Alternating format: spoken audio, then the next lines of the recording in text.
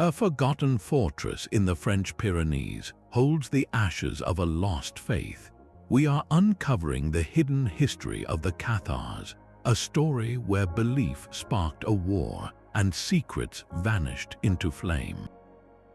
By the end, you will understand how a spiritual rebellion reshaped a continent and spawned legends that hunt us still. What was the treasure they died to protect, and why was their version of Christianity seen as the ultimate threat? Some mysteries are not solved by finding answers, but by feeling the weight of the questions they leave behind. What does it mean for an entire people to be erased from history? To understand why their story ended in fire, we must first understand who they were. The Cathars emerged from the fertile ground of southern France in the 11th and 12th centuries, a time when Europe was rigidly structured under the power of the Roman Catholic Church. But in the sun-drenched region of Languedoc, known then as Occitania, a different spirit was in the air. Here, they were not called heretics by their neighbors, but simply the good Christians or the bons hommes. This name itself is a clue, a quiet rebellion against the established religious order, suggesting a purity they felt the official church had lost. Their belief was rooted in a philosophy called dualism, a concept that divided existence into two opposing forces. For the Cathars, the spiritual world, the realm of the soul and of God, was entirely good, perfect, and eternal. The physical world, however, everything you could see and touch, from the mountains to the human body itself, was seen as a prison. They believed this material universe was the flawed creation of a lesser, evil god, often identified with the vengeful God of the Old Testament. This wasn't just a theological nuance, it was a radical way of living.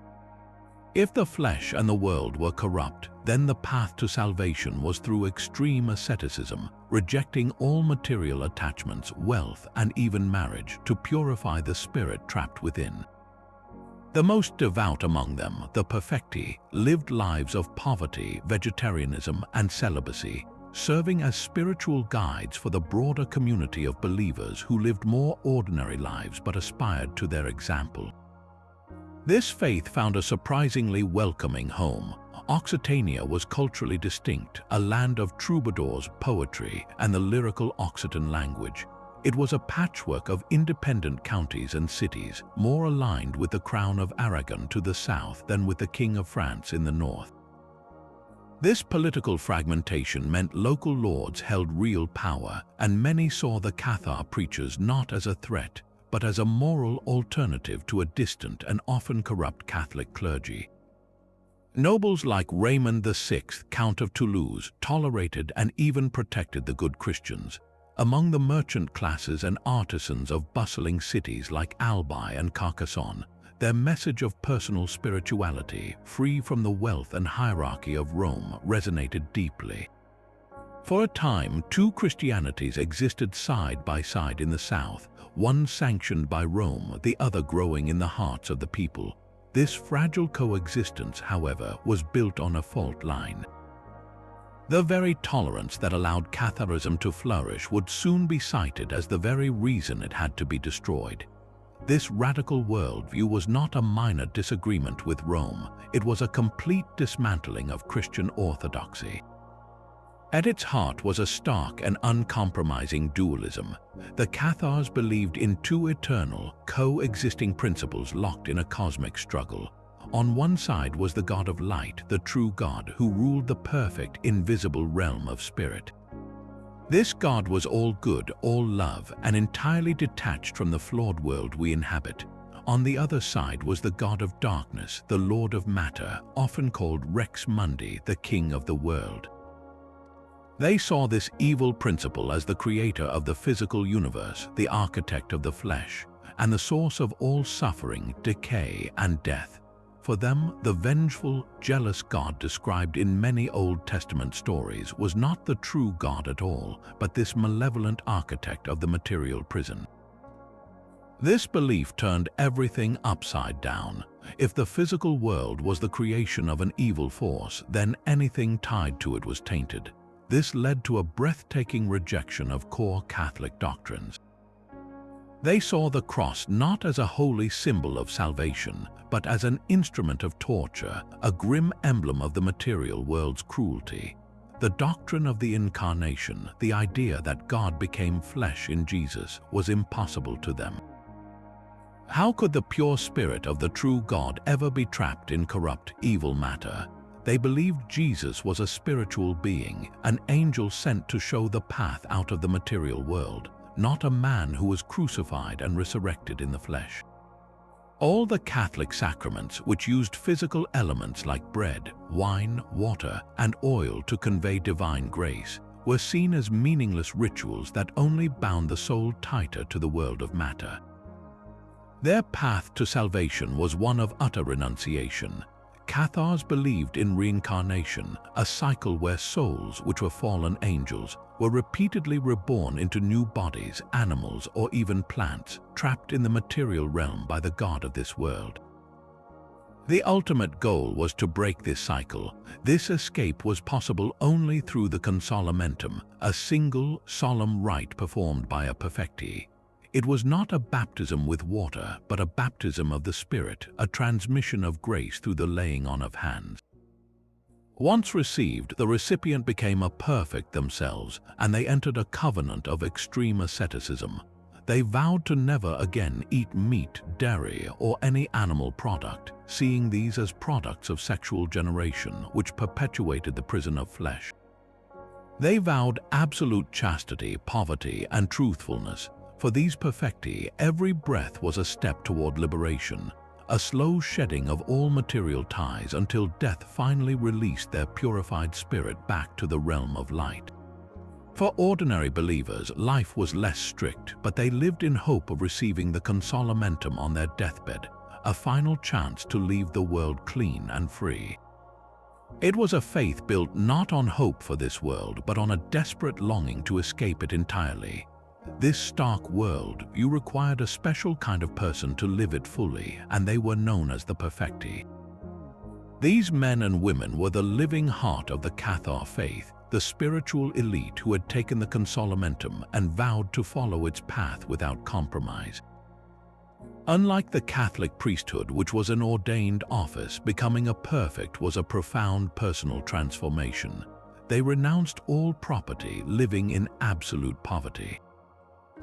They pledged complete chastity, seeing sexual relations as the very engine that forged new prisons of flesh. They adopted a strict vegetarian diet, refusing all meat, eggs, and dairy, products they believed were born of the corrupt cycle of animal life. Their lives were a constant, visible rebuke to the material world. They dressed simply, often in dark robes, and traveled in male-female pairs, not as couples, but as spiritual companions for safety and support on the dangerous roads. Their mission was one of quiet ministry. They walked from village to village, not to collect tithes or wield political power, but to preach, to debate theology in public squares, and to offer the consolamentum to believers on their deathbeds, a final liberation. This was their only sacrament, a powerful ritual performed through the laying on of hands, believed to transfer the Holy Spirit and free the soul from its cycle of rebirth.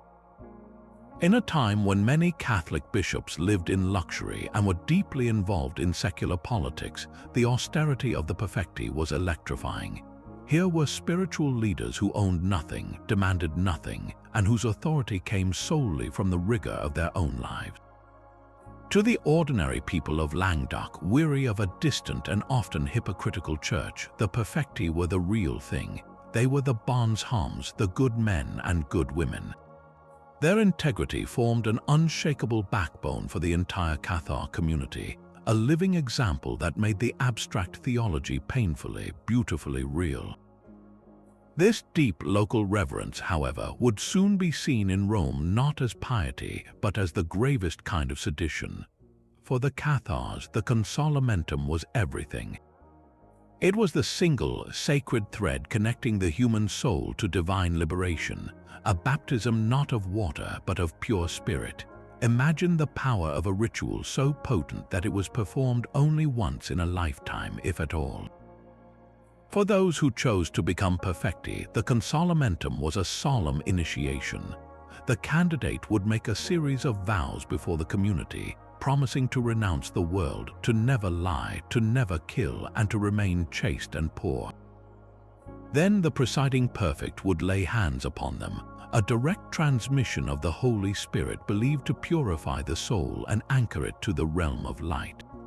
From that moment on, they entered a new life of extreme discipline, a walking testament to their faith. But for the vast majority of believers, the ordinary men and women known as credents, the consolamentum was a promise for the end. They lived their lives, married, worked their land, and raised families, all while supporting the Perfecti and attending their sermons. Their plan was to receive the consolamentum on their deathbed. A perfect would be summoned, and in a quiet, urgent ceremony, the dying person would receive the laying on of hands. If they recovered, their life changed utterly, for they were now bound to the vows of a perfect. But if they passed away, it was believed their spirit was cleansed, freed from the cycle of reincarnation, and would finally return to the God of light. This practice created a fascinating duality within Cathar society. It allowed the faith to flourish among everyday people without demanding the impossible austerity from everyone. You could be a believer and still live in the world, so long as you ultimately renounced it at the very end. To the Catholic Church, however, this was not pragmatic spirituality, it was a profound scandal. It seemed like a cheat, a way to indulge in all the pleasures and sins of the material world with a guaranteed ticket to salvation at the finish line. It undermined the Church's entire system of ongoing penance, confession, and sacraments that guided a Christian through life. The consolamentum reduced the Church's authority to a single, transferable moment of grace, controlled not by a priest but by a heretic. This was the ultimate point of contention. Rome saw a faith that offered a dangerous shortcut, making a mockery of a lifetime of devotion. The Cathars saw a faith of ultimate mercy, offering one pure chance to escape the prison of the world. The battle lines were not just drawn over belief, but over the very architecture of salvation itself. The strength of the Cathar faith was not found in cathedrals, but in countless homes and castles across the countryside. For every Perfecti walking the roads, there were hundreds of ordinary people who made their survival possible. These were the credents, the believers. They formed the vast, supportive body of the movement, living outwardly normal lives as farmers, merchants, and craftsmen, while holding a secret faith in their hearts. Their devotion was practical and profound. They offered food and shelter to the traveling Perfecti, providing safe houses known as mansions. They attended their sermons, often held in forests, barns, or private homes, and sought their blessings for important life events. Most crucially, they planned for that final, transformative moment, hoping to receive the consolamentum on their deathbed. This network of quiet support made the Cathar Church invisible and everywhere, woven into the very fabric of daily life in Languedoc. This integration went all the way to the top of society. The local nobility, particularly the great houses of the region, became powerful patrons and protectors. Figures like Raymond VI, Count of Toulouse, and the Trencavel family, who ruled Carcassonne and Béziers, were not necessarily Cathar believers themselves in the strict sense. They were, however, products of their culture, valuing independence, courtly love, and the troubadour traditions of Occitania. They saw the Catholic Church, with its demands for tithes and its political interference from the north, as a threat to their autonomy. The Cathar Perfecti, by contrast, asked for no taxes and claimed no earthly power. Tolerating or even protecting them became a way for these lords to assert their own authority against the distant influence of both the King of France and the Pope in Rome. Their castles became refuges, and their courts offered a level of safety that allowed the heresy to put down deep, resilient roots. It was this alliance between a popular spiritual movement and a powerful political class that transformed Catharism from a fringe sect into a genuine counter-church. Perhaps one of the most revolutionary aspects of Cathar society was the role it offered women. In the Catholic Church of the time, women were largely excluded from formal spiritual authority. They could become nuns living in enclosed communities, but they could not administer sacraments, preach publicly, or hold any clerical office. Catharism presented a stark contrast. Women could and did become perfecti, female perfects, with the same spiritual status and responsibilities as their male counterparts. They performed the consolamentum, preached and guided believers.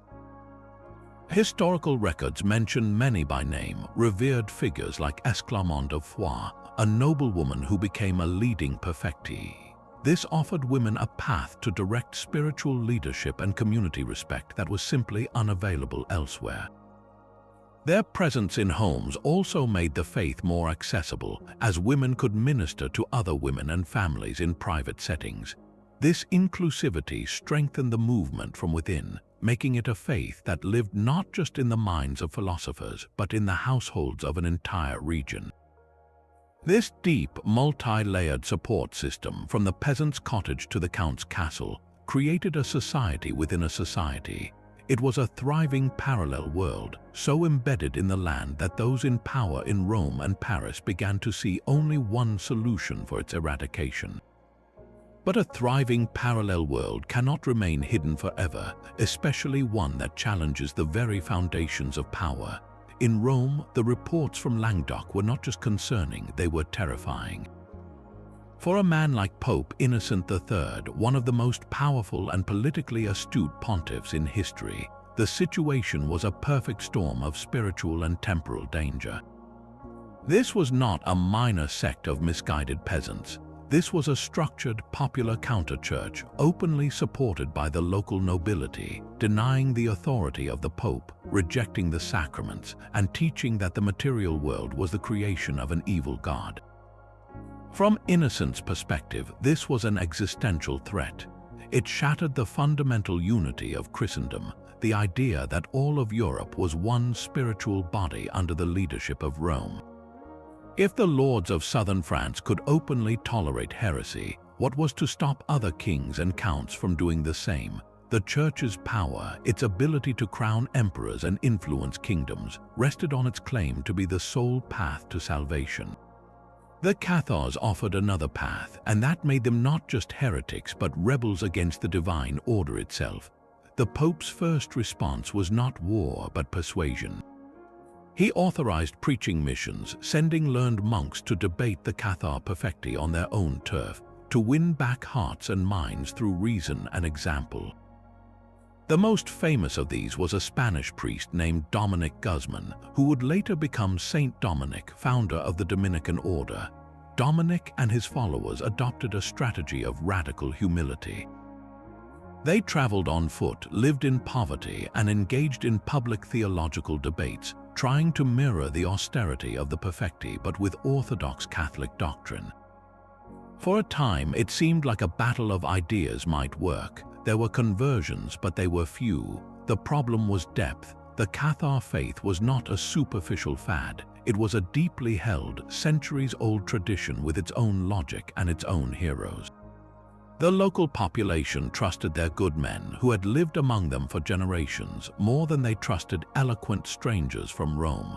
The peaceful mission was failing, and with each passing year, the heresy seemed to grow more entrenched, more brazen in its rejection of church authority. Then, in January of the year 1208, a single act of violence tipped the scales from persuasion to punishment. Pope Innocent's personal legate, a monk named Peter of Castelnau, was sent to confront Count Raymond of Toulouse, demanding he finally take action against the heretics in his lands. The meeting was explosive, ending with Peter publicly excommunicating the Count. As Peter departed, he was ambushed by one of Raymond's knights on the banks of the Rhone River and murdered. The news reached Rome like a thunderclap. Whether Count Raymond directly ordered the killing or not was almost irrelevant. To Innocent III, it was the ultimate sign of defiance. A papal representative, an extension of the Pope's own authority, had been struck down on the orders of a noble who harbored heretics. This was no longer just heresy, it was treason against God. In that moment, the Pope's patience shattered. he issued a call that would echo through the centuries, a call not for more preachers but for knights. He offered the forgiveness of all sins, a full indulgence to any nobleman who would take up the cross and march south to exterminate the heresy. He called it a holy war, a crusade, but unlike those fought in distant Jerusalem, this one would be fought in the heart of Europe against fellow Christians. The storm was no longer gathering on the horizon. It had made landfall, and its name was war. The Pope's call for a holy war was answered with chilling efficiency. From across northern France, Flanders, and Germany, an army of knights, mercenaries, and commoners began to gather, drawn by the promise of spiritual reward, and for the landless younger sons of nobility, the prospect of rich lands to seize in the south. To lead this crusading host, the Pope appointed a French nobleman of singular ambition and ruthlessness, Simon de Montfort. He was a man of deep personal piety and unshakable conviction, believing himself to be the instrument of God's wrath. In the summer of 1209, this army descended upon Languedoc, and their first target was the prosperous city of Béziers. Béziers was a symbol of everything the Crusaders despised. It was a bustling, cosmopolitan trading center where Cathars and Catholics had lived side by side for generations. The city's walls were strong, and its defenders, a mix of local militia and knights, were confident. They believed their walls could hold, and they refused the Crusaders' demand to surrender over 200 known Cathar Perfecti living within. What followed was not a long siege, but a swift and monstrous act of terror. On July 22nd, a group of the Crusader camp followers, poorly armed and eager for plunder, launched an impulsive attack on a minor gate. To everyone's shock, they broke through.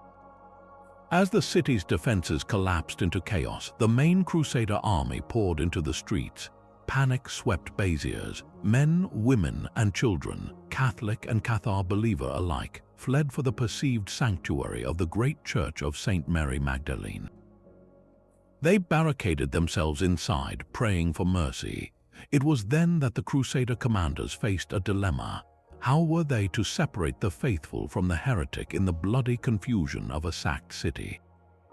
According to chroniclers of the time, the papal legate accompanying the army, a Cistercian abbot named Arnaud Amalric, was asked this very question. His reported reply would echo down the centuries as a definition of religious fanaticism. He is said to have declared, "Kill them all, God will know his own." The command was carried out to the letter. The doors of the church were battered down, and the Crusaders stormed inside. They showed no quarter. Thousands were slaughtered where they prayed, their blood staining the stone floors of the sanctuary. The massacre did not stop there. The city was put to the torch, and by the end of the day, the entire population, estimated at up to 20,000 men, women, and children, had been killed. The atrocity at Béziers was not a tragic accident of war. It was a deliberate and calculated message. It announced to every city and castle in Languedoc the grim new rules of this conflict. There would be no distinctions, no negotiations, no safe havens. Tolerance itself was now a death sentence. The terror worked. City after city, stunned by the news from Béziers, opened its gates to Simon de Montfort without a fight. The crusade rolled forward on a wave of fear, and the independent spirit of Occitania began to fracture under the weight of a terrible new reality. The Crusaders' message of terror had been delivered in blood at Béziers, and now it was time to collect. Just a few weeks later, their army appeared before the walls of Carcassonne, the jewel of the Tréncaval lands. This city was even more formidable, a double ring of walls perched on a hill considered nearly impregnable. Its young ruler, Viscount Raymond Roger Tréncaval, only 24 years old, was a popular and charismatic leader. He was not a Cathar himself, but like his peers, he was a protector of the old Occitan ways and the people within his walls, which included a large community of Perfecti and believers. Confident in his defenses and the loyalty of his people, he decided to stand and fight. He brought not only his soldiers inside, but also the farmers and villagers from the surrounding countryside, swelling the city's population to a cramped and desperate mass. The Crusaders, led by Simon de Montfort, laid siege. They cut off the water supply, and under the blistering August sun, conditions inside the walls quickly became unbearable. Wells ran dry, food spoiled, and disease began to spread through the crowded streets. The stench of death and decay hung over the city. After just 2 weeks, with his people dying around him, the young Viscount made a fateful decision. He would surrender to save the lives of his citizens. Under a promise of safe conduct, Raymond Roger walked out to negotiate terms with Simon de Montfort. It was a trap. The Crusader leader took the young Viscount prisoner, seized the city, and then expelled the entire population. Men, women, and children, carrying only what they could on their backs, were forced to walk out of the gates, leaving everything they owned behind. They were allowed to go free, but they were stripped, penniless, and homeless. As for Raymond Roger, he was thrown into a dungeon in his own castle. 3 months later, he was dead, officially from dysentery, but the circumstances were deeply suspicious. Many believed he had been poisoned, murdered to secure the Trecavol inheritance. With this one ruthless act, a great noble house of the South was extinguished. The Pope rewarded this brutal efficiency. He stripped the lands of the fallen Trecavols and formally awarded them to Simon de Montfort, who was now proclaimed the new Viscount of Béziers and Carcassonne. The crusade had found its perfect instrument. Simon de Montfort was a complex and terrifying figure. A middling lord from the north, he saw in this holy war a divine mission and a spectacular personal opportunity. He was a man of intense, unforgiving faith, utterly convinced that the Cathars were agents of the devil and that their extermination was God's work. This religious fervor fused with a cold, calculating ambition. He was not just fighting for the church, he was carving out a vast new principality for himself from the richest lands of Languedoc. His strategy was one of systematic terror and colonization. After taking a town, he would expel the local lords and install his own northern knights and their followers, redistributing the property to those loyal only to him. He built new, intimidating fortresses to dominate the landscape and hunted the Perfecti with a relentless, inquisitorial zeal. To the people of the South, he was not a liberator but a foreign conqueror, a wolf in the armor of a crusader. His rise signaled a terrifying new phase. This was no longer just a war against an idea. It was a war of conquest, a land grab sanctified by the cross, and the soul of Occitania was now the prize. Simon de Montfort's conquest, however, did not go unchallenged. A resistance was slowly, painfully taking shape, and its heart was the great city of Toulouse. Under its count, Raymond VI, Toulouse was more than just a city. It was the capital of Occitan culture and the last, best hope for a political counterweight to the Crusaders. Raymond himself was a complex and often tragic figure. He had been excommunicated by the Pope, implicated in the murder of the papal legate, and seen his lands invaded.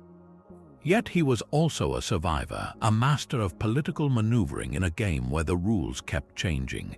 To save his city and his title, he performed a humiliating public penance, submitting to a ritual whipping before the doors of a church, and was temporarily reconciled with Rome. This bought him time, but it did not buy him trust. The people of Toulouse watched with simmering anger as northern knights took over their countryside, and their count's submission felt like a betrayal. The real turning point came with the arrival of a powerful outside ally. King Peter II of Aragon, known as Peter the Catholic, was the most powerful monarch in the region. His kingdom stretched across the Pyrenees, and he was the feudal overlord of many of the besieged southern lords, including the Trecavols. For Peter, this was not just about religion, it was about geopolitics. A French Crusader army, led by Simon de Montfort and backed by the Pope, was conquering territories right on his border, threatening his own influence. He could not stand by and watch. In the summer of 1213, Peter marched a formidable army north to join forces with Count Raymond and the southern lords. Their combined force moved to relieve the town of Muret, which was under siege by Simon de Montfort. The stage was set for a decisive battle that would determine the fate of the entire south. The Battle of Muret should have been a crushing victory for the Allies. They vastly outnumbered Simon de Montfort's crusaders, perhaps by 3 or 4 to 1. But warfare is not just about numbers, it is about discipline, tactics, and sheer brutal luck. The southern and Aragonese forces were confident, perhaps overconfident. Their camp was disorderly and their battle plan was muddled. Simon de Montfort, by contrast, was a seasoned and ruthless tactician. On September 12th, he did not wait to be attacked. He led a desperate, all-out cavalry charge out of the gates of Muret, directly at the heart of the Allied army. The shock of the attack was devastating. In the chaotic melee that followed, King Peter II of Aragon, fighting in the thick of the battle, was pulled from his horse and killed. The news of the king's death spread like wildfire through the Allied ranks. Their spirit broke instantly. The army dissolved into a panicked rout, and Count Raymond was forced to flee for his life. The battle lasted less than an hour, but its consequences would last for generations. With the Aragonese threat eliminated, Simon de Montfort's position seemed unassailable. He was now the undisputed master of Languedoc. He convened a church council which formally stripped Count Raymond of all his lands and titles and awarded them, along with the title of Count of Toulouse, to Simon de Montfort himself. The crusader from the north now ruled the greatest prize in the south. Yet this was not the end of the story, only a dark new chapter. The conquest was complete on paper, but not in the hearts of the people.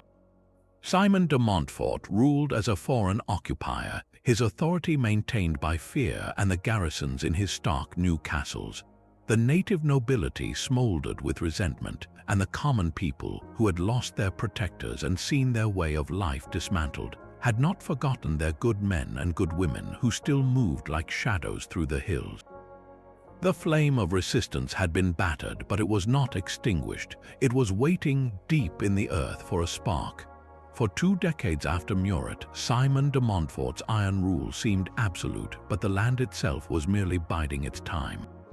He met his own violent end in 1218, struck by a stone from a mangonel during the siege of Toulouse, a city that had risen once more in rebellion.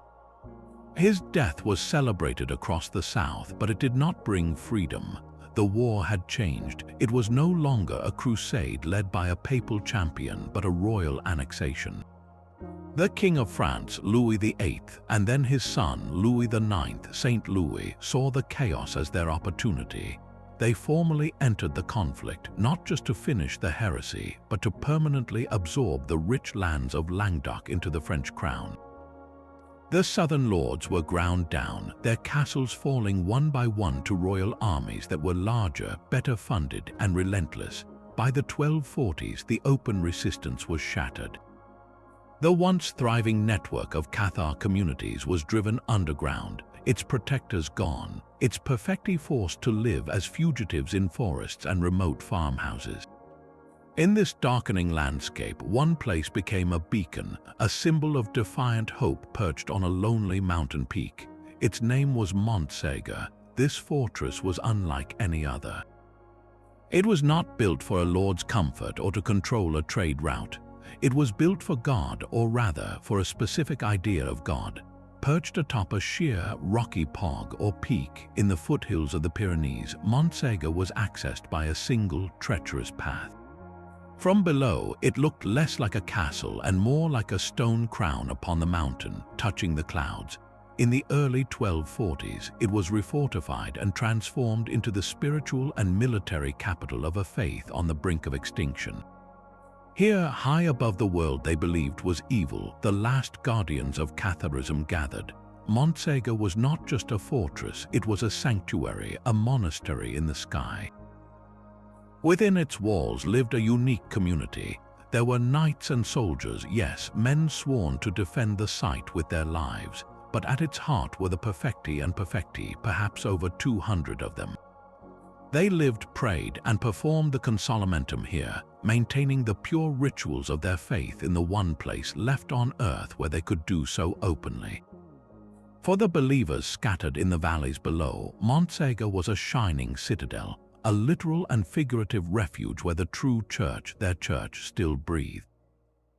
This defiant visibility could not be ignored. To the French crown and the church, Montsegur was an intolerable provocation, a rebel flag flying in the face of their hard-won victory. It represented everything they had fought for 30 years to eradicate. In the spring of 1243, a royal army arrived at the base of the mountain. They established camps, surrounded the Pog, and began what they assumed would be a short, brutal siege. They were wrong. The defenders of Montsegur, supplied by a secret network of supporters and utilizing the sheer cliffs to their advantage, held out. For 10 long months, through a bitter winter, the siege dragged on. The royal commanders grew frustrated. Attacking the single path was suicidal, a funnel of death. They needed a new strategy, a way to breach the heavens. Their solution was both pragmatic and terrifying.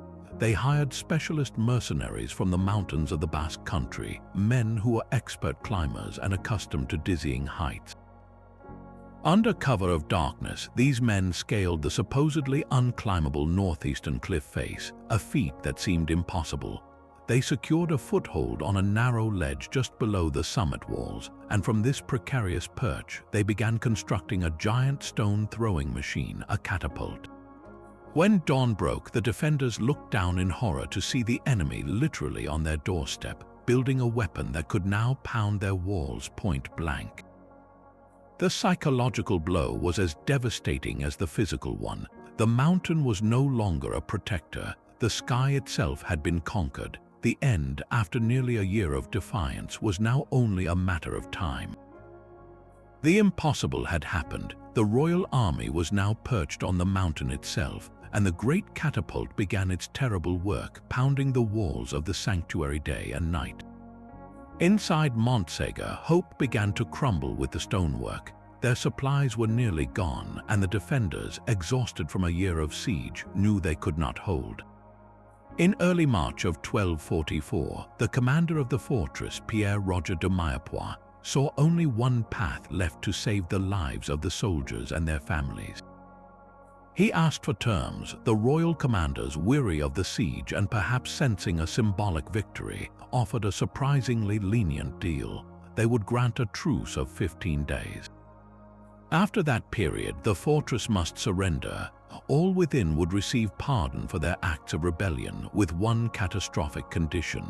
Anyone who was a Cathar perfect or who refused to renounce the heresy must be handed over. The choice was stark: abandon your faith or die for it. For Pierre-Roger and his soldiers, this was a military surrender.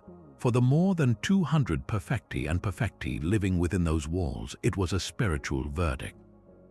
They knew what awaited them. During those 2 final weeks of truce, a strange and solemn calm descended upon the mountain. The bombardment stopped. The defenders were free to come and go, to visit the Crusader camp below. It was during this eerie interlude that one of the enduring mysteries of the Cathar story was born. Chroniclers and legends speak of a small, secretive group slipping out of Montsegur under cover of darkness. Some say they were 4 Perfecti, carrying with them the hidden treasure of the Cathars. But what was this treasure? It was not likely chests of gold or jewels gathered by a faith that renounced all material wealth. The treasure, many believe, was something far more precious to them. Their sacred texts, their rituals, perhaps even a collection of their most secret teachings, the very soul of their doctrine that they were desperate to preserve from the flames. Whatever it was, its disappearance into the night forest has fueled speculation for centuries. When the 15 days ended on March 16, 1244, the gates of Montsegur opened for the last time. The soldiers and their families walked out to the pardon they had been promised.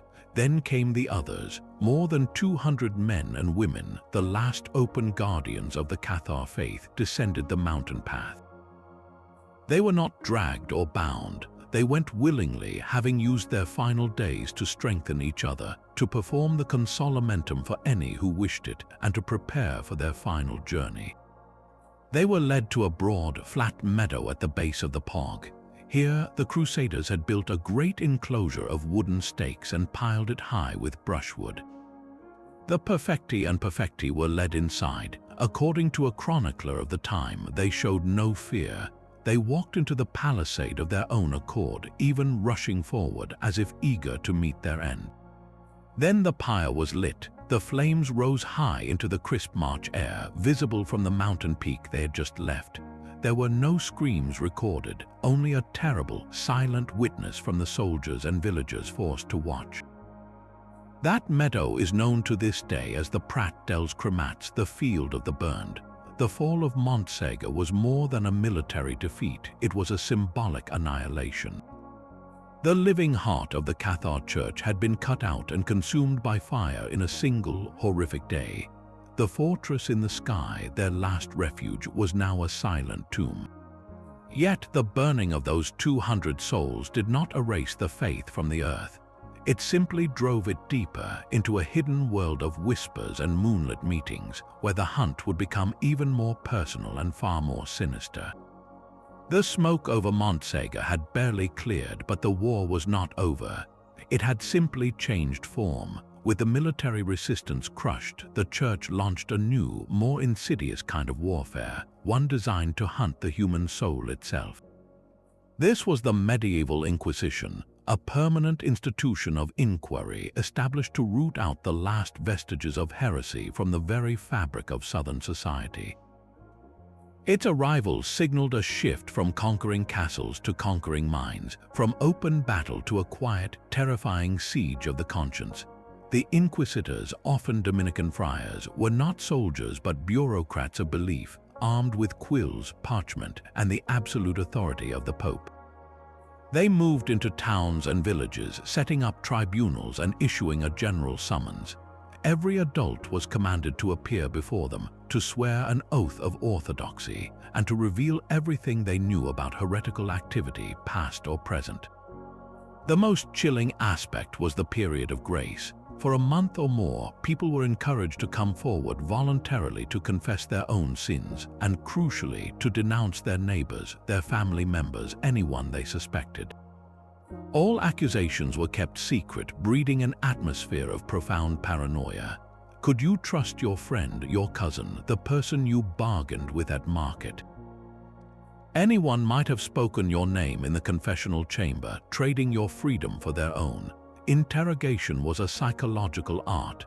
The inquisitor would question a suspect for hours, days, sometimes weeks, circling the same points, looking for contradictions in their story. They had detailed dossiers compiled from other testimonies, so they often knew the answers before they asked the questions. It was a trap designed to catch the suspect in a lie or an evasion.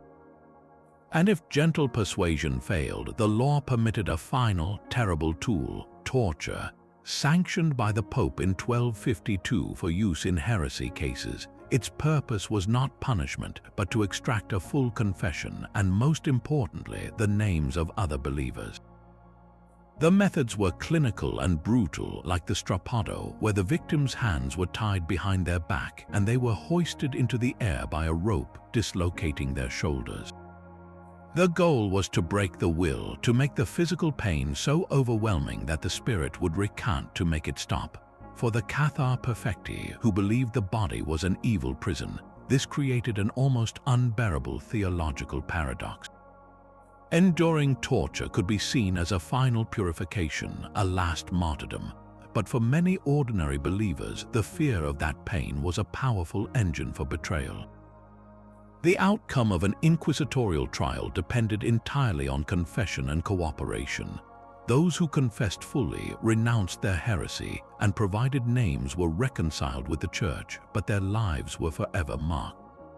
They were given penances meant to humiliate and isolate them, a constant public reminder of their sin.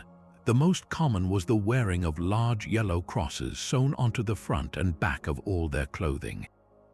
This badge of shame meant you could never blend in, never find work easily, never escape the whispers and suspicion.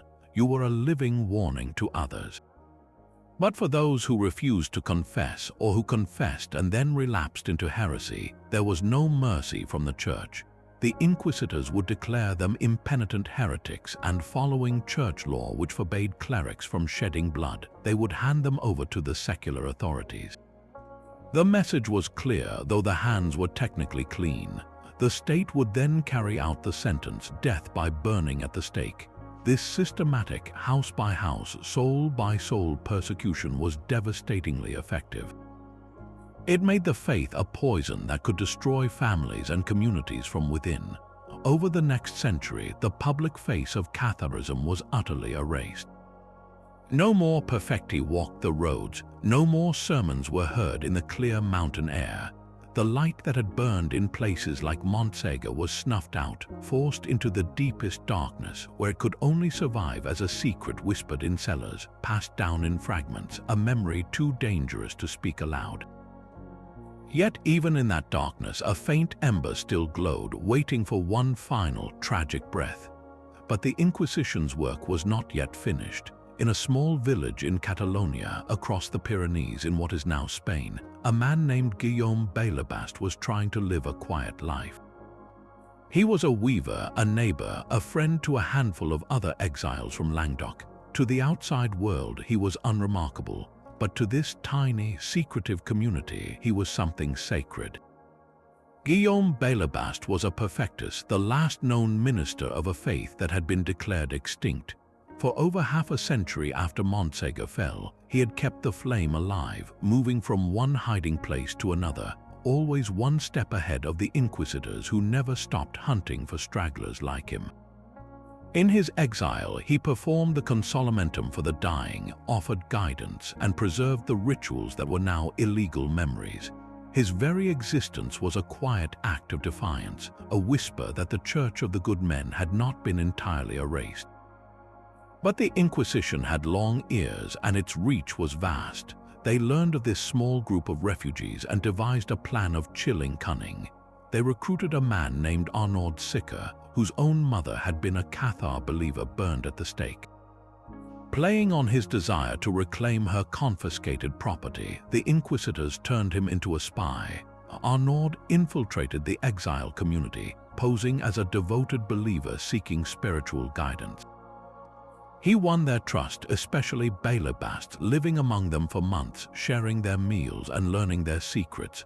All the while, he was sending detailed reports back to his handlers. The trap was set with patient, cruel precision. In the spring of 1321, Arnaud convinced Bélibaste to cross back into French territory for a meeting, promising a safe encounter with a new family of potential converts. It was a ruse. The moment Bélibaste stepped across the border, he was seized by agents of the Inquisition. His trial was a formality. The evidence provided by the spy was exhaustive. Bélibaste, confronted with the detailed testimony of a man he had called a brother, eventually confessed. He was condemned as a relapsed heretic. That autumn, in the town of Villerouge-Termines, Guillaume Bélibaste was led to the stake. His execution was not the large, theatrical spectacle of Montsegur, but a smaller, administrative act, yet its symbolism was profound. With his death, the unbroken line of the Perfecti, the living chain of spiritual authority that stretched back centuries, was finally severed. The organized church of the Cathars, as a living institution with ministers and rites, ceased to exist on that day. The fire that consumed the last known perfectus was meant to be the final period on a long and brutal story. But ideas are not so easily burned. They can retreat into the landscape, into family stories, into the silent spaces between official histories. The memory of the good Christians did not die with Bélibaste. It simply went underground, waiting for a future it could not yet imagine. The execution of Guillaume Bélibaste was meant to be the final word, but some stories refuse to stay buried. They twist into legend, and the greatest of these is the mystery of the lost treasure. This legend begins on that dark, quiet night during the 2-week truce at Montsegur. As the story goes, while the doomed Perfecti prepared for the fire, a small group of others made a desperate escape. They did not flee for their lives, but to protect something of immense value. They slipped down the sheer cliffs on ropes, vanishing into the forest with a burden they were sworn to protect. For centuries, the question has haunted historians and treasure hunters alike. What did they carry? The most obvious theory points to material wealth. The siege had lasted nearly a year, and Montsegur was the last capital of a significant movement. It is plausible that the fortress held a war chest, perhaps gold and silver donated by noble families to fund the long resistance.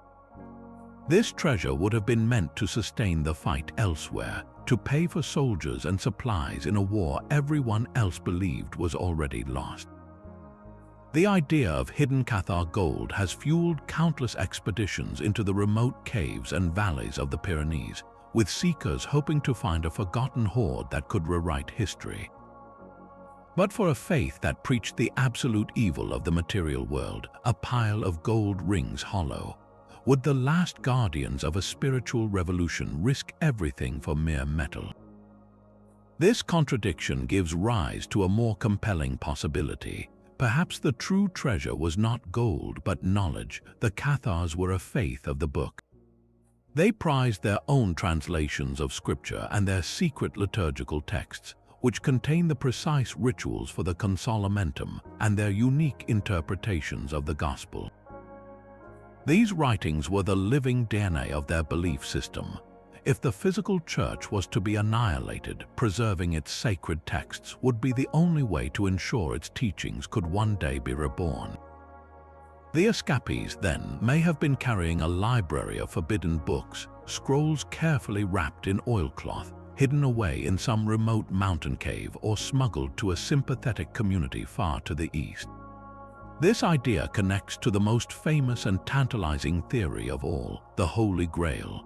In the early 13th century, at the very height of Cathar influence, a series of romantic poems swept through the courts of Europe. These were the Grail romances, stories of knights seeking a sacred, elusive vessel. Notably, many of these stories were written in the same region, Occitania, and were patronized by the same nobles who protected the Cathars. Wolfram von Eschenbach, in his epic poem Parzival, explicitly locates the home of the Grail in the Pyrenees, guarded by an order of temple guardians. The parallels are provocative. Could the Grail legend be a coded reference to the Cathar treasure? Not a literal cup, but a metaphor for their secret wisdom, their pure spiritual knowledge, or even a physical relic they revered. The legend suggests that whatever was saved was so precious it justified letting 200 people march to their death to protect its secret. This single, unresolved event has cast a long shadow. It transformed the fall of Montsegur from a tragic end into an unfinished story. It invites us to look at the rugged landscape of the Pyrenees not just as a beautiful wilderness, but as a vast, silent vault. Every hidden cave, every overgrown ruin, every forgotten shepherd's path becomes a potential clue. The treasure, whether gold, parchment, or something more mystical, represents the enduring hope that not everything was consumed by the flames. Something escaped, something remains hidden, waiting to be understood, and that possibility alone has kept the mystery alive for nearly 800 years. That lost treasure theory opens a door to one of history's most seductive puzzles. The link between the Cathars and the Holy Grail is not found in dusty church records, but in the swirling mists of medieval romance and 20th century obsession. How did a persecuted dualist sect become the supposed guardians of Christendom's most holy relic? The connection begins in the stories themselves. In the early 13th century, just as the crusade against the Cathars raged, a new kind of tale captivated European courts. These were the Grail romances, epic poems of knights on spiritual quests. In Wolfram von Eschenbach's Parzival, written around 1210, the Grail is not described as a chalice. It is called the lapsit exilis, a stone that fell from heaven, possessing miraculous powers and providing sustenance to a brotherhood of temple guardians. This Grail castle is named Montsegur. For centuries, scholars debated its meaning, but in the 1930s, a German writer and amateur historian named Otto Rahn proposed a startling theory. He believed Montsegur was a Germanization of the old Occitan words Montsalvat, meaning Mount of Salvation, and in the heart of the Cathar region stood a mountain fortress literally named Montségur, the safe mountain. To Rahn, this was no coincidence. He traveled to the Pyrenees, convinced the Cathars were the real Grail guardians, and that their treasure was the Grail itself, reinterpreted not as a cup, but as a sacred stone or secret knowledge they died to protect. Rahn's ideas, published in books like Crusade Against the Grail, were a mix of romantic scholarship and wild speculation, heavily influenced by his own era's fascination with lost Aryan mysteries. Yet his core geographical insight was provocative.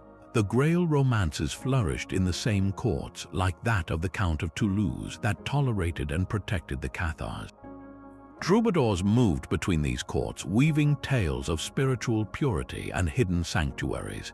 It is not hard to see how the image of the perfect, ascetic Cathar Perfecti could have blended with the legend of the pure knights guarding a sacred object in an inaccessible castle. The fortress of Montsegur, a sanctuary literally in the clouds, fits the archetype of the unattainable Grail castle perfectly. So was Montsegur the real Montsegur. Historically, almost certainly not in a literal sense. The Grail legends are works of fiction, spiritual allegories, but the power of the connection lies in metaphor. For the Cathars, the ultimate treasure was not a physical object, but the consolamentum, the ritual that liberated the soul. That was their holy Grail. If they guarded any secret, it was the knowledge of how to escape the material world. The romantic legend, then, can be seen as a distorted echo of a historical truth, a people who possessed something so valuable to them that they chose fire over renouncing it. The Grail connection transforms their history from a tragic footnote into a perennial mystery, a story where faith and legend become forever intertwined, inviting us to wonder what truths might be hidden within the most enduring myths. But what if their greatest treasure was not gold, nor even the Grail, but the very words they lived by? The Cathars possessed a spiritual library, a collection of texts that formed the bedrock of their radical faith. This was a faith built on scripture, but not the scripture authorized by Rome. They made a breathtaking theological edit. They rejected the Old Testament entirely, seeing it as the story of the evil creator God, the Rex Mundi. In its place, they elevated specific books of the New Testament, particularly the Gospel of John, which they revered above all others. But even this was not the standard version. Their most sacred text was the Gospel of John, but it began with a unique and powerful prologue. Where the canonical version starts, "In the beginning was the Word," the Cathar version is believed to have emphasized a more pronounced dualism, framing the cosmic struggle between light and darkness from the very first line. This tailored scripture justified their entire worldview. Alongside it, they studied and copied other early Christian writings that the Catholic Church had declared apocryphal or outside the official canon. The most important of these was likely the Book of the Two Principles, a sophisticated theological work that systematically laid out their dualist philosophy, arguing for the existence of two eternal forces. These texts were not just for priests, they were copied by hand, often in the vernacular Occitan language, and studied by the Perfecti to guide their preaching and their lives. This library was the ultimate target of the Inquisition. When inquisitors raided a home or captured a perfect, the first things they seized and burned were these forbidden books. The order was explicit: destroy the heresy by destroying its words, so we are left with a haunting question. What happened to all of it? The official record suggests a near-total literary holocaust. Piles of Cathar manuscripts were turned to ash in town squares, a deliberate erasure of their intellectual heritage. For centuries, it was assumed that nothing survived.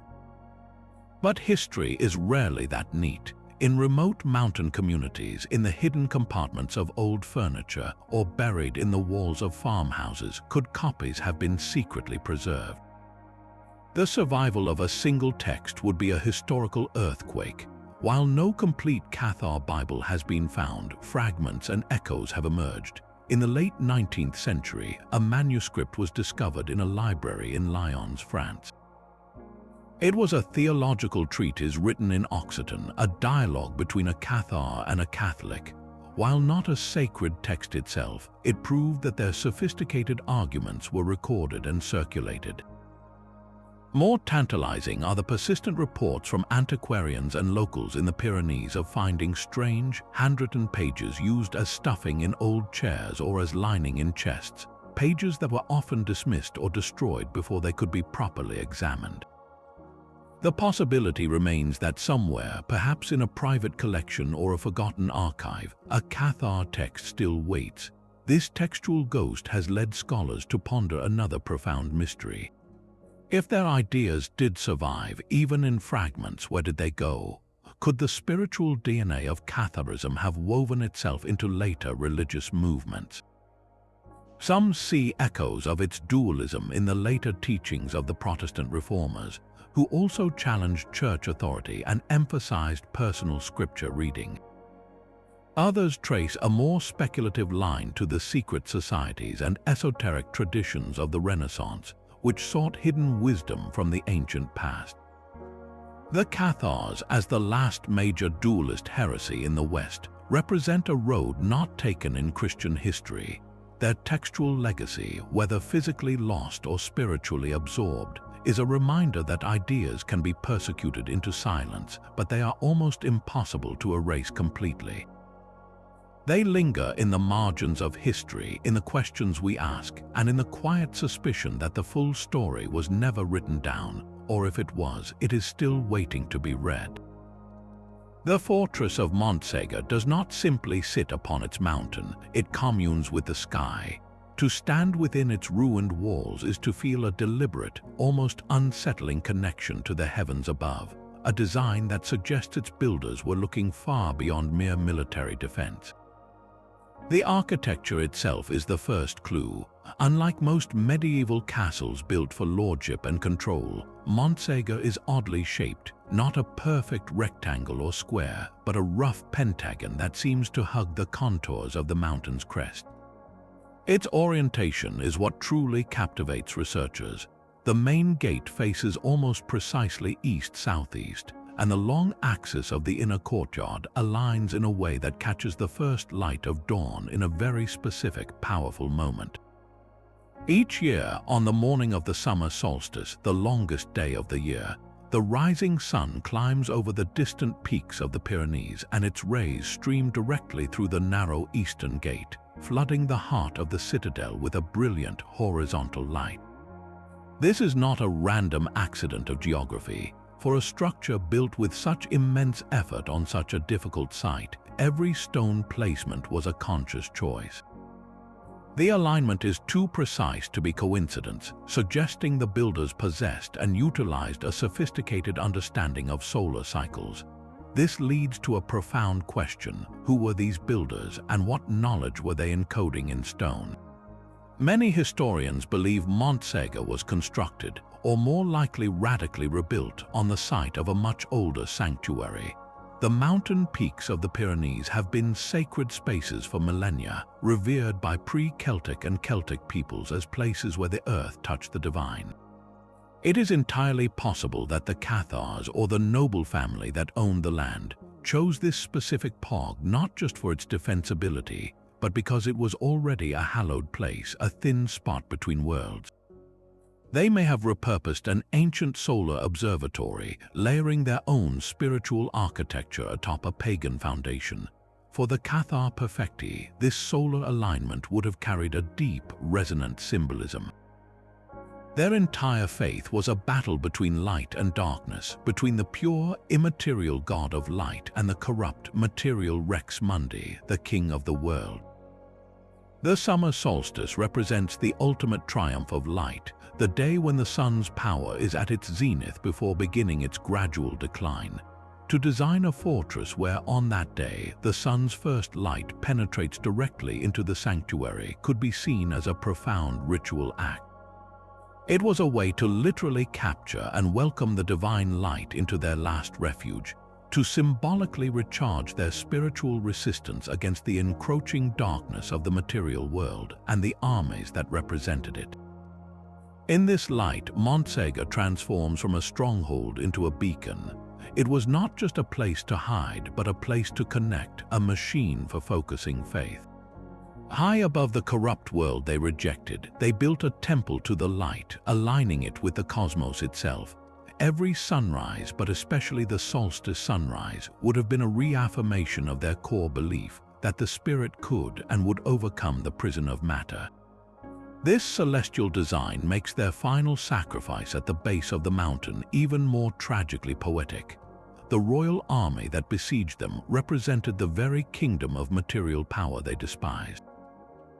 And the fire that consumed them, while an instrument of that worldly power, could also be twisted in their theology into a final, terrible purification by light, releasing their spirits from the dark mountain of flesh and stone forever.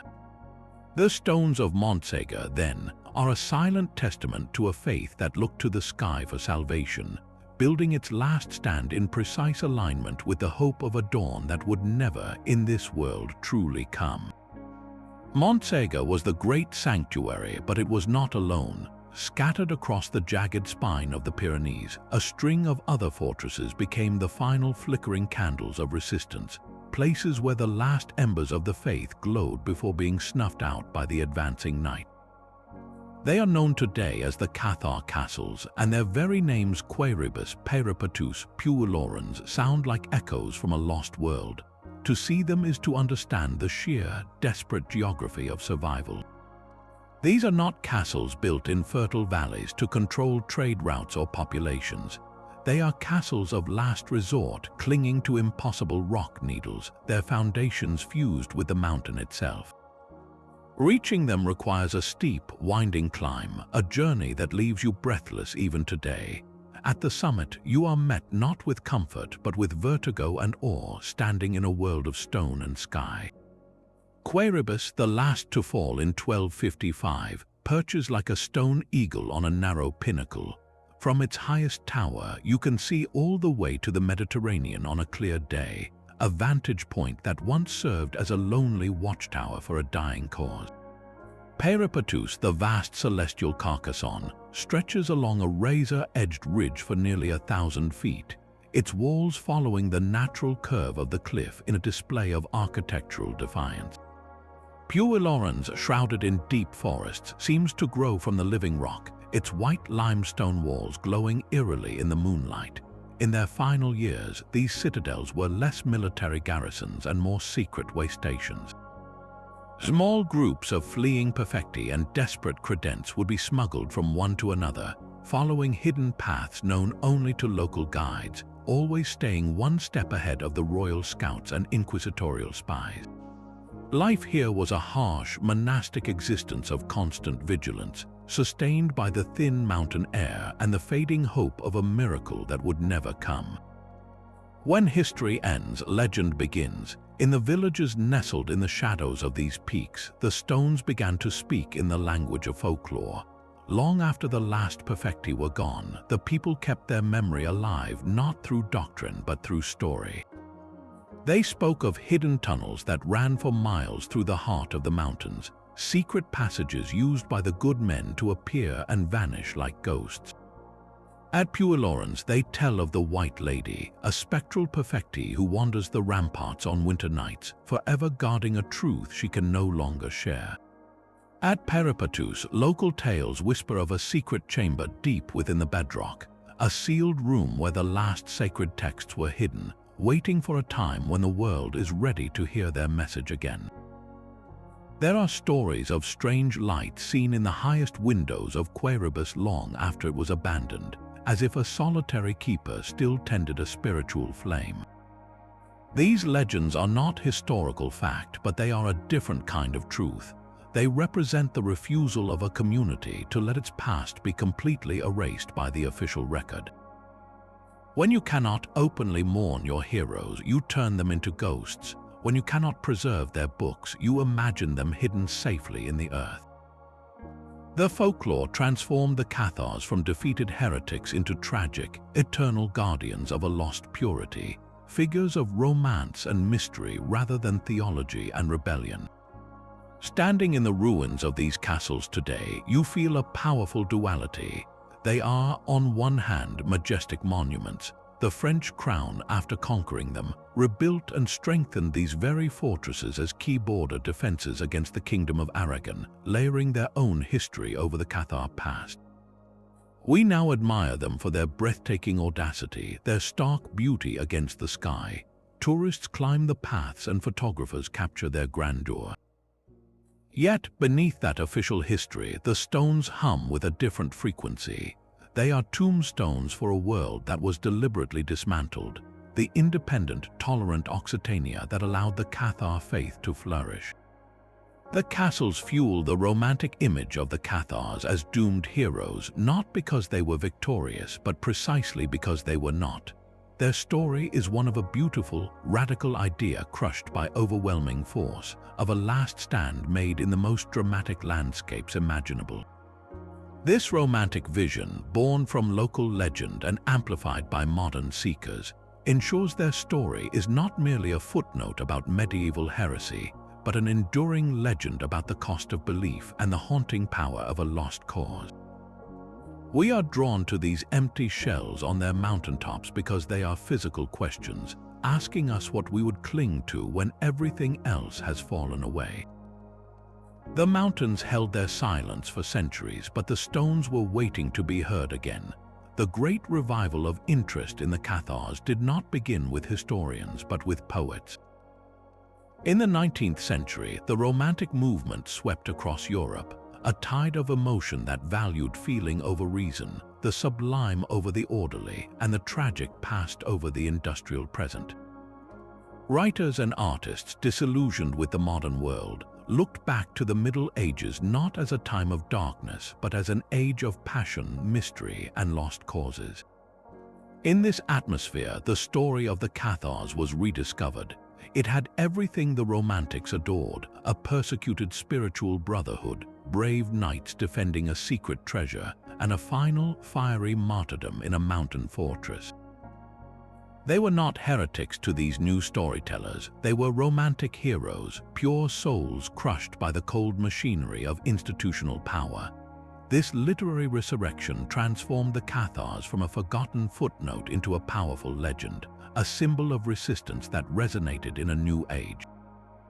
This romantic legend did not stay on the page. It slowly seeped into the land itself.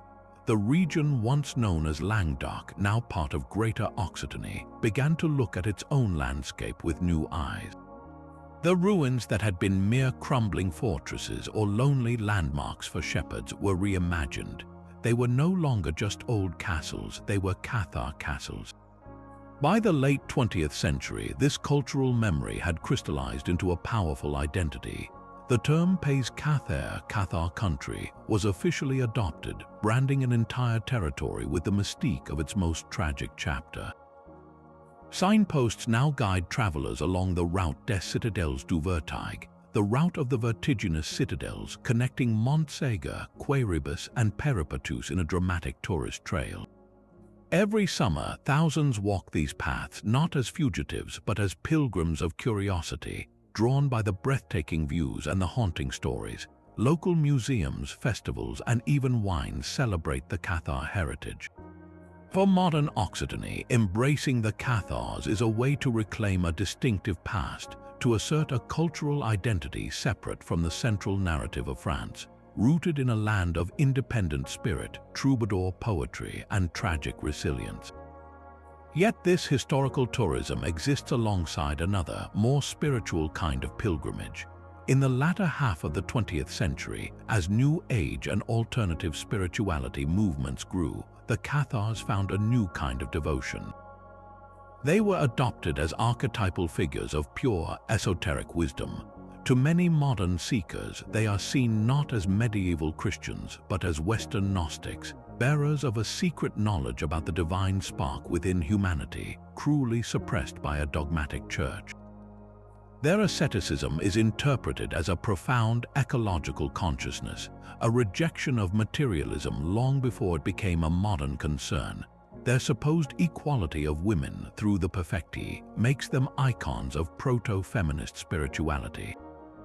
In this modern mythos, they become timeless symbols of tolerance, martyrs for spiritual freedom, and victims of the very religious oppression that many contemporary alternative believers feel they are still fighting against. This creates a fascinating and sometimes stark divergence. The historical Cathars were devoutly Christian, however unorthodox. They believed in sin, salvation, and a very specific cosmic war. The modern spiritual adoption often overlooks these challenging tenets, smoothing their complex faith into a more generic template of light, love, and hidden wisdom. The focus shifts from their harsh dualism and rejection of the world to their perceived peacefulness and martyrdom.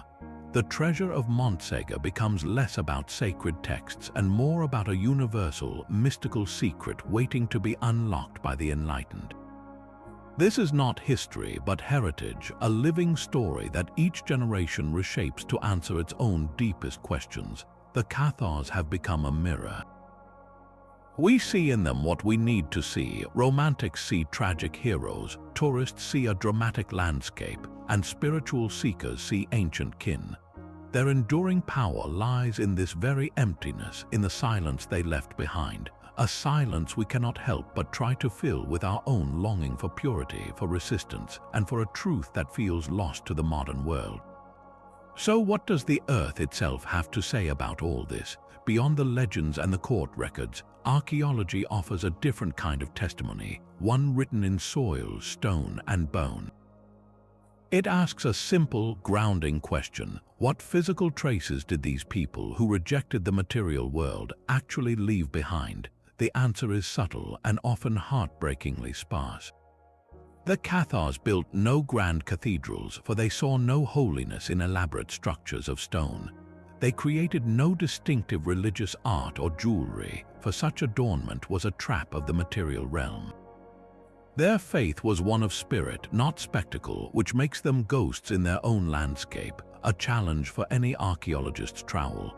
Yet, by shifting focus from grand doctrines to the intimate details of daily survival, science has begun to sketch their world in startlingly human detail.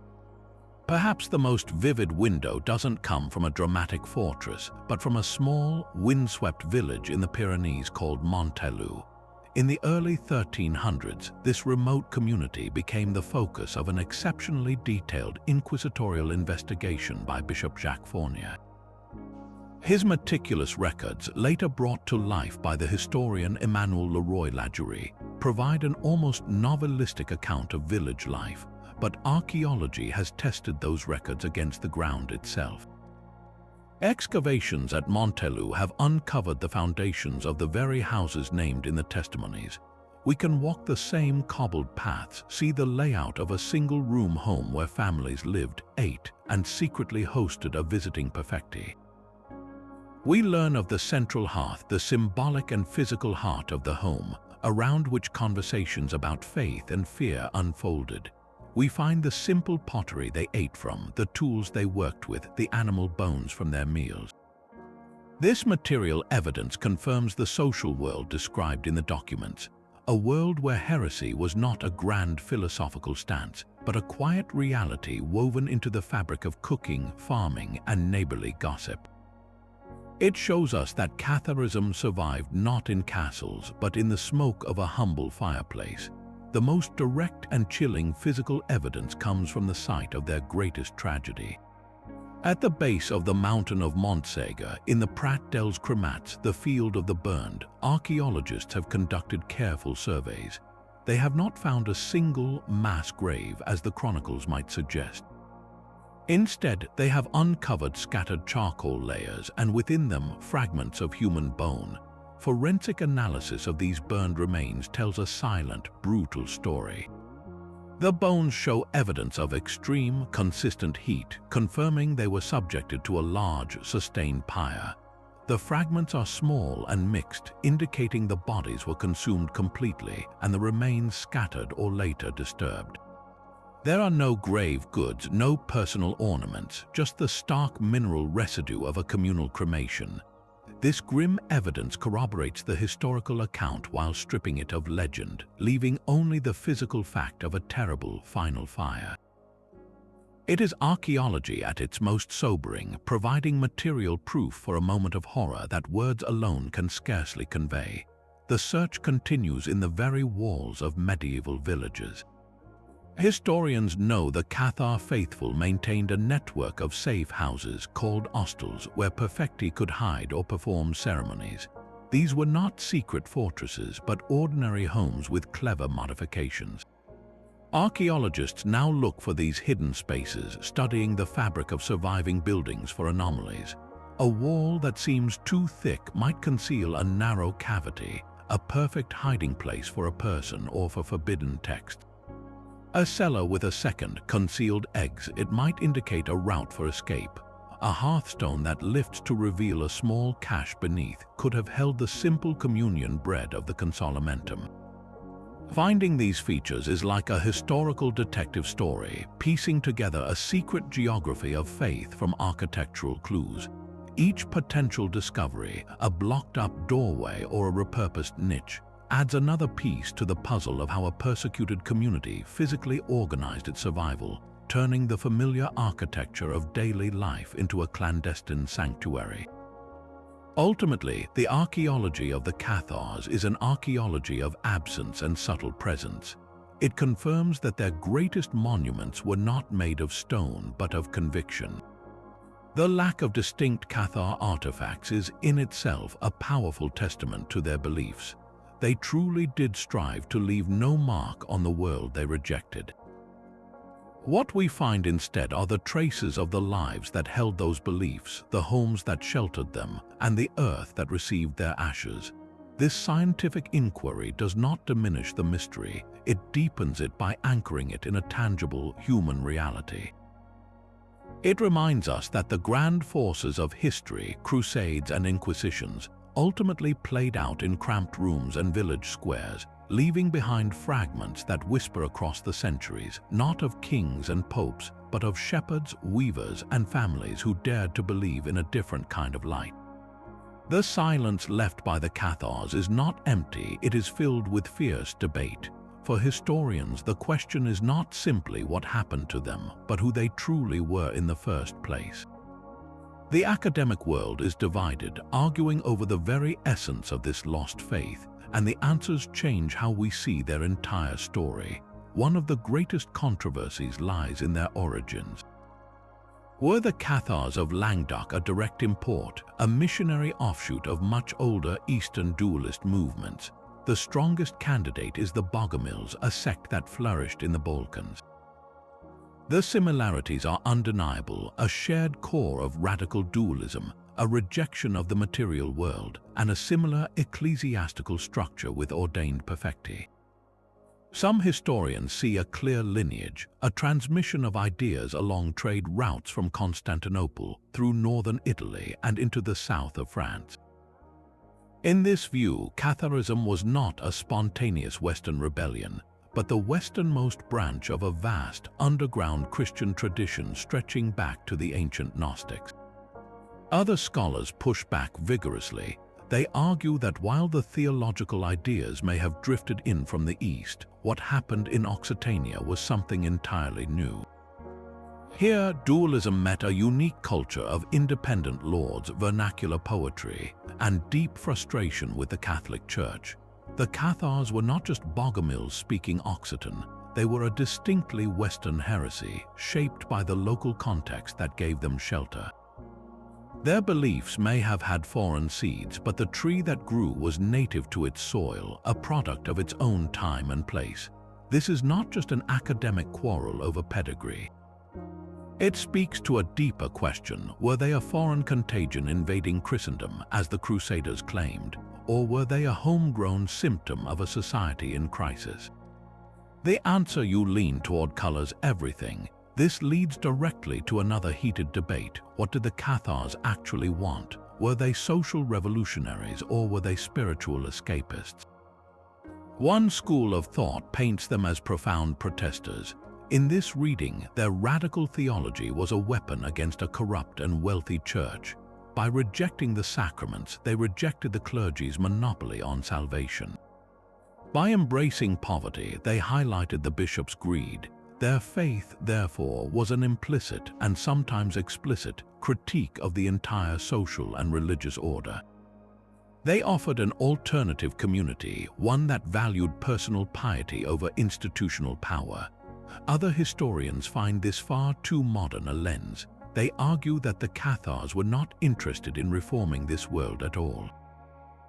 Their gaze was fixed entirely on the next. Their goal was not to build a better society on earth, but to escape the earthly prison altogether. Their rejection of marriage, property, and oath-taking was not a political program. It was a recipe for personal purification and disengagement. From this perspective, they were not social reformers, they were otherworldly ascetics. The lords who protected them may have had political motives, but the Perfecti themselves were likely indifferent to such concerns. Their war was not with feudal inequality, but with the cosmos itself. So, were they a voice for the disenfranchised, or a community of mystics waiting for the end of the world? The evidence, frustratingly, can be read both ways, and that evidence itself is the core of the problem. Almost everything we think we know about Cathar belief comes filtered through a single, deeply biased source, the records of the Inquisition that destroyed them. This is the historian's ultimate dilemma. We are trying to reconstruct the voice of the accused using only the words of the prosecutor. The inquisitors were not ethnographers, they were hunters. Their questions were designed to prove heresy, not to understand it. They had a checklist of doctrinal errors, dualism, rejection of baptism, denial of the incarnation, and they led witnesses toward those conclusions.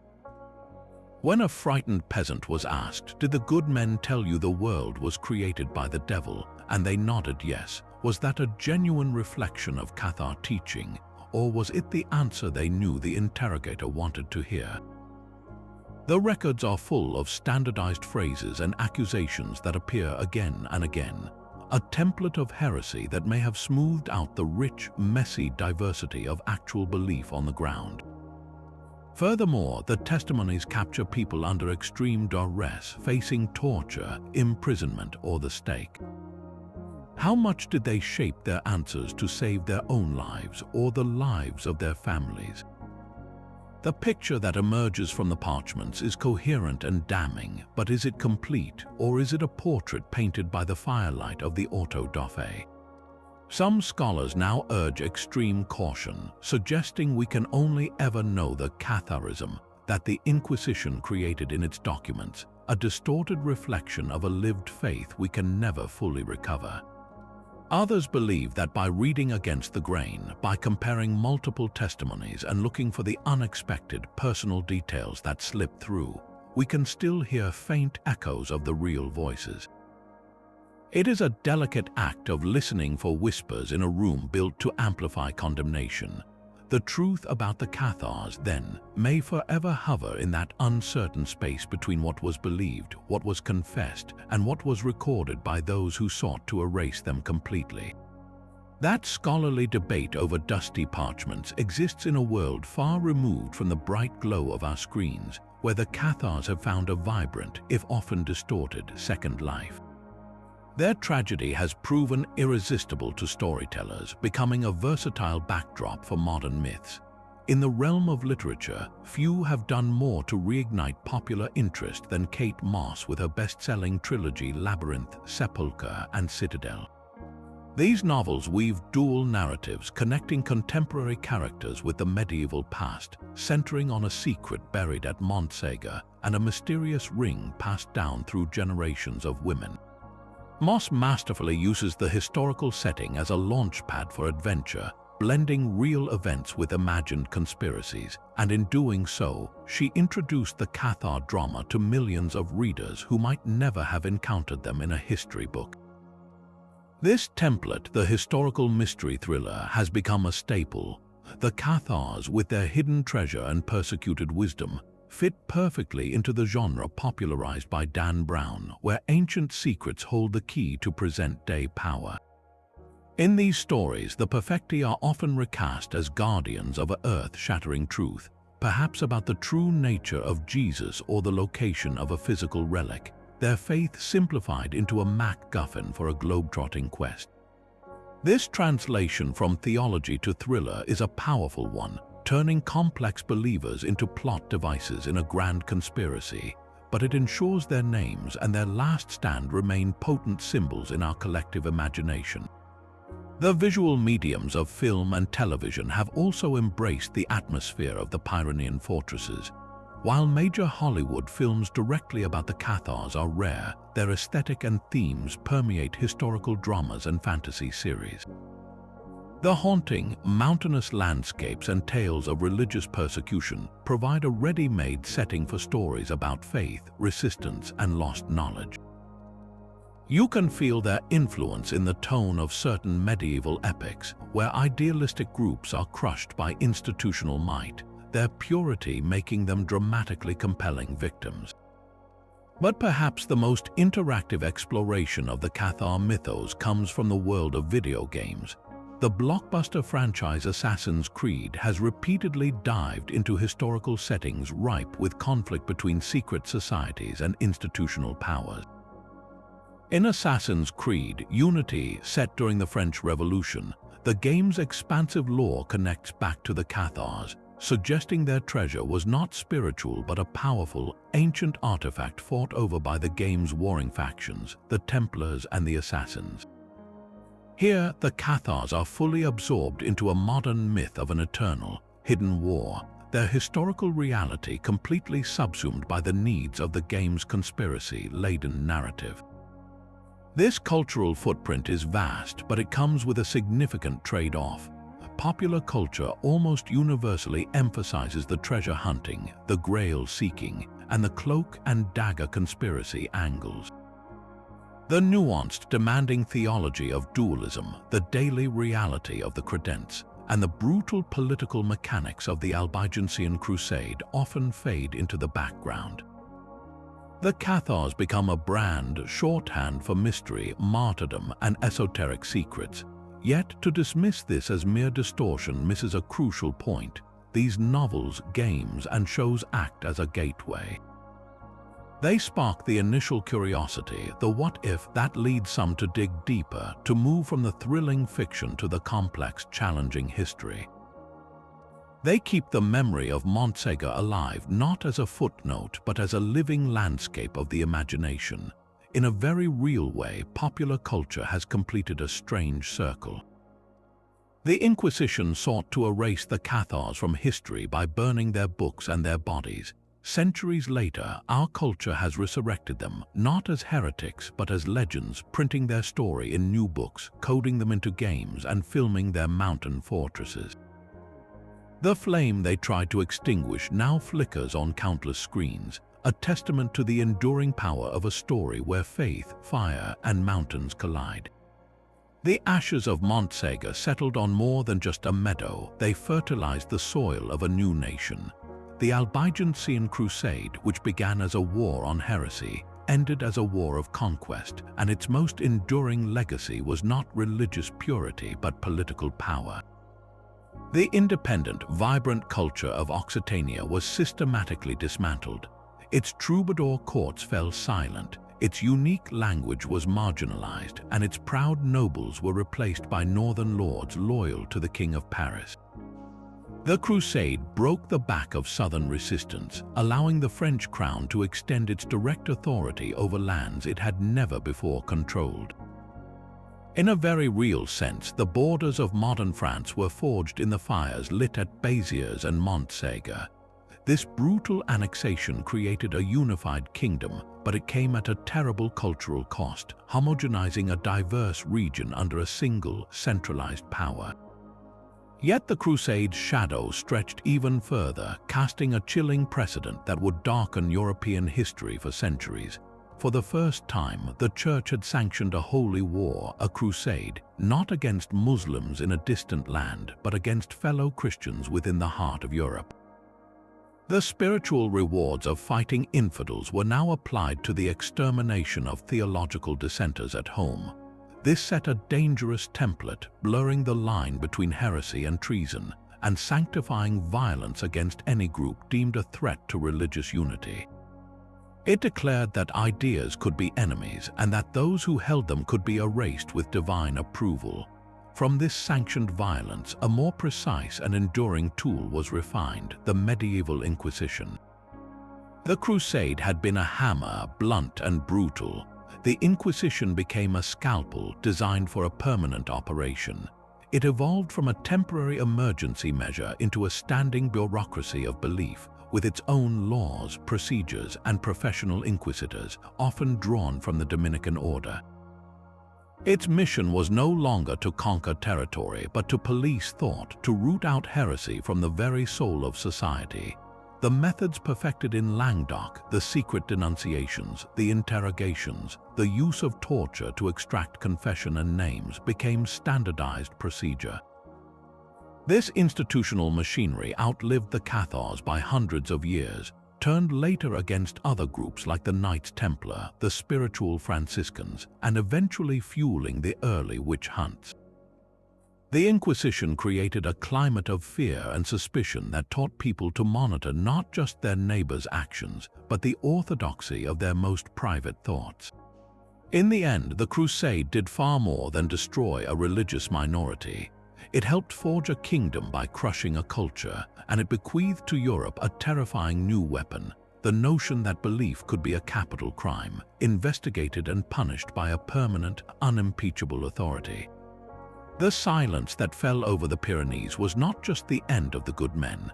It was the sound of a door closing on an age of messy diversity, and the heavy, turning lock of a new, more uniform and fearful world. The hidden history of the Cathars is a haunting tapestry woven from faith, fire, and mystery. It is a story that begins with a radical idea that the physical world itself is a prison from which the soul must escape, and ends with that idea being consumed by flames at the foot of a mountain. We have followed their path from the sunlit towns of Occitania, where they were called the Good Christians, to the lonely, cloud-touched fortress of Montsegur, their final sanctuary. We have seen how a war against belief became a war of conquest, reshaping the map of France, and how the Inquisition's quiet, terrifying machinery hunted the last whispers of their faith until the final perfectus fell. Their legacy is not one of victory, but of profound absence, a silence filled with the echoes of what was lost. This absence, however, is where the true power of their story lies. It is in the empty windows of the mountain castles, in the unanswered question of what slipped away on that dark night before Montsegur fell, and in the way we have relentlessly tried to fill that void with our own longing. We have turned them into romantic heroes, into guardians of the Holy Grail, into proto-environmentalists and feminist icons. We see in their tragedy a reflection of our own struggles with power, conformity, and the search for spiritual truth. The Cathars force us to confront difficult questions. Where is the line between religious conviction and dangerous heresy? What does a society owe to those who believe differently? And what does it mean when the victors not only write the history, but systematically burn the evidence of the world they destroyed? Their story is a stark lesson in how easily tolerance can be branded a crime and how brutally unity can be enforced. While the last organized community was erased centuries ago, their echo has never truly faded. It resonates in the very stones of the Pyrenees, now branded as Cathar country, where tourists walk the same paths that fugitives once used. It pulses in the pages of best-selling novels and the codes of video games, where their mystery is endlessly repackaged for new generations. It lingers in the scholarly debates that sift through inquisitorial records, trying to hear the true voices beneath the accusations. The treasure they died to protect, whether it was gold, sacred texts, or simply the purity of their example, remains hidden, making their history perpetually unfinished. That is perhaps their final, lasting gift to us, an open-ended mystery that refuses to be solved, inviting us to keep looking, keep questioning, and keep remembering. What do you think happened to the Cathar treasure? Was it a chest of gold, a library of forbidden wisdom, or something else entirely? Share your theories in the comments below, and if you want to join more journeys into the shadows of history, be sure to subscribe.